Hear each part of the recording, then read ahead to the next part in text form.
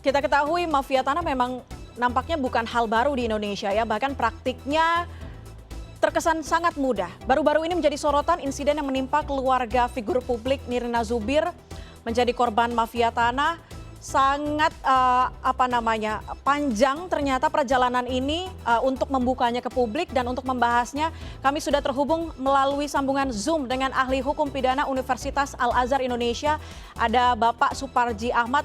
Pak Suparji, selamat malam. Selamat malam, Mbak. Pak Suparji, sebagai ahli hukum pidana, saya harus tanya dulu, bagaimana Anda melihat kasus yang terjadi pada Nirina Zubir dan juga sang mantan asisten rumah tangga nih yang diduga mengalihkan nama sertifikat tanah keluarga? Kasus ini sungguh sangat ironis. Bagaimana kemudian ada 6 aset yang sangat berharga, sampai 17 miliar, beralih secara ilegal. Dan ini membuktikan terjadinya praktek mafia tanah yang menggurita. Namanya mafia, maka tidak bekerja sendiri. Di sini kita lihat adanya seorang yang memiliki moral yang tidak baik, yaitu ART, kemudian melakukan kerjasama konspirasi dengan PPAT, dan kemudian dilanjutkan dengan ada pengesahan sertifikat oleh Badan Pertanahan Nasional, dan atau setidak-tidaknya melalui PPAT ini keluarlah bukti kepemilikan yang bersangkutan dan dialihkan, dijual 2, kemudian 4 dijadikan agunan. Inilah sebuah konspirasi, ataupun kalaupun tidak dikatakan konspirasi, terjadi sebuah praktek secara ilegal dalam pengalihan aset tanah tadi ini. Ini bisa terjadi karena beberapa faktor. Tentunya yang utama adalah perilaku yang tidak bermoral, ART tadi itu. Perilaku yang tidak berintegritas atau kemudian nafsu keserakan akan harta.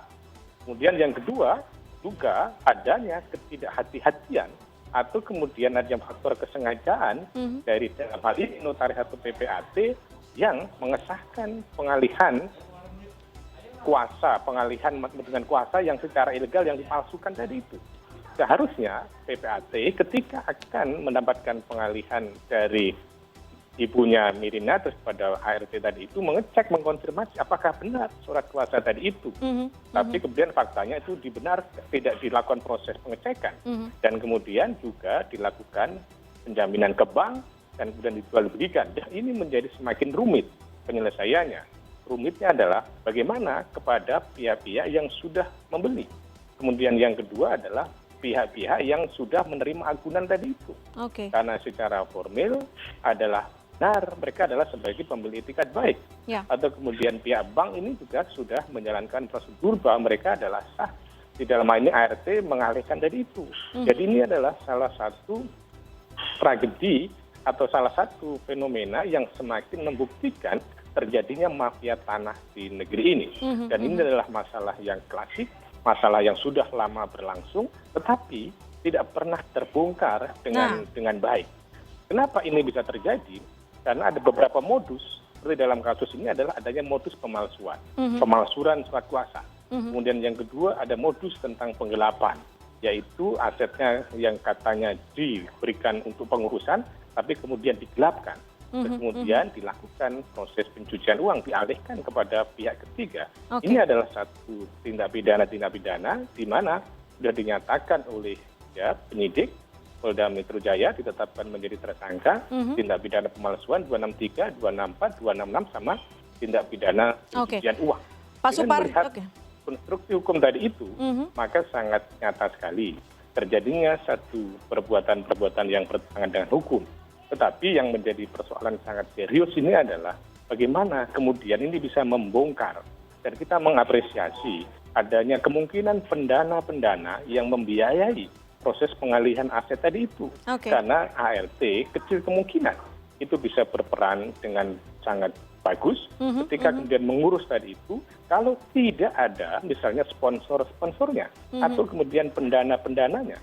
Disinilah sebetulnya yang menjadi hal dan dicurigai bahwa ada bandar-bandar tertentu, ada penyandang dana tertentu yang membiayai proses terjadinya peralihan aset itu secara ilegal.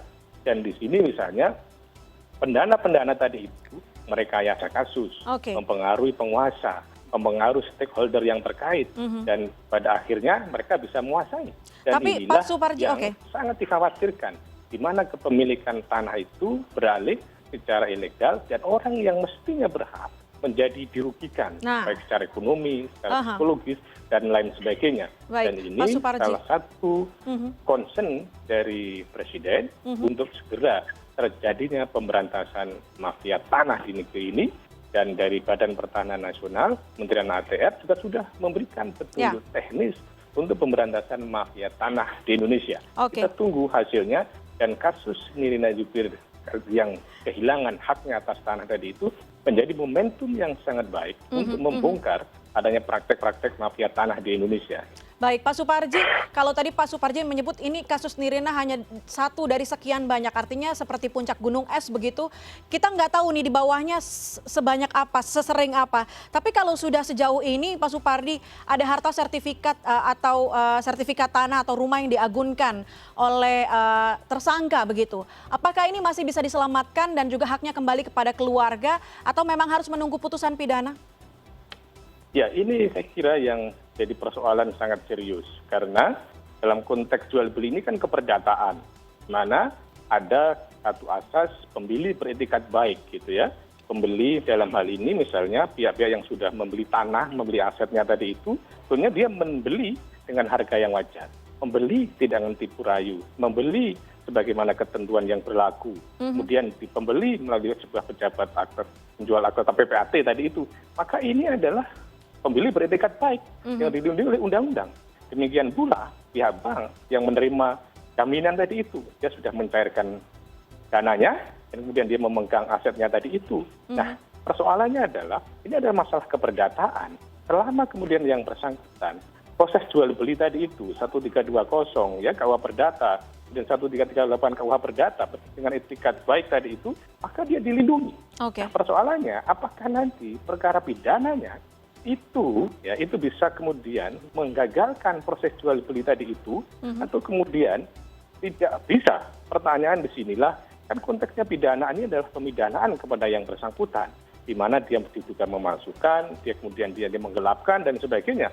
Sementara pada konteks yang lain adalah hal keperdataan, terjadi jual beli tadi itu. Oke. Jadi pertanyaannya, apakah ini bisa beralih atau menunggu persoalan pidananya, maka ini akan sangat tergantung dari proses penyelidikan tadi itu.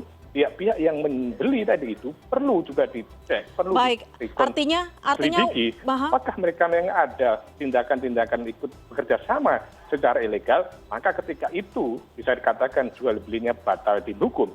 Tapi kalau kemudian proses jual belinya adalah secara hukum, maka menjadi persoalan untuk dilakukan peralihan tadi itu. Jadi peralihan kembali kepada Nirina Zubir itu sangat tergantung proses mekanisme jual beli tadi itu. Tetapi potensi untuk beralih kepada Nirina Zubir sangat besar, sekiranya bisa dibuktikan bahwa jual beli tadi dilakukan dengan secara ilegal tadi itu.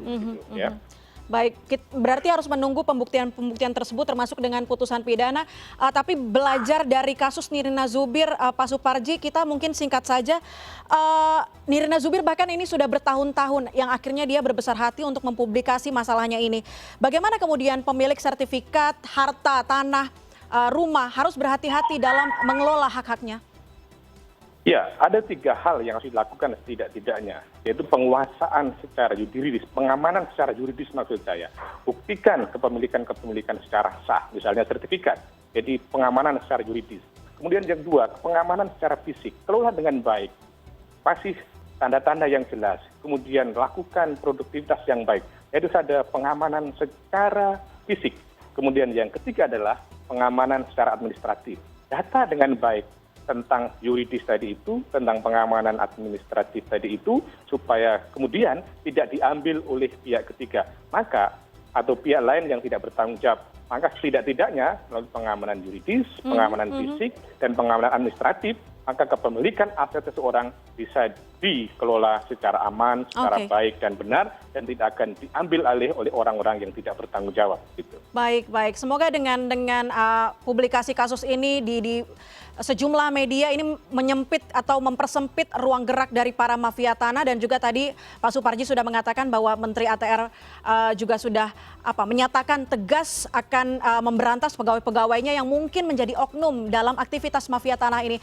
Pak Suparji Ahmad, terima kasih sudah bergabung bersama kami di CNN Indonesia Connected. Salam sehat.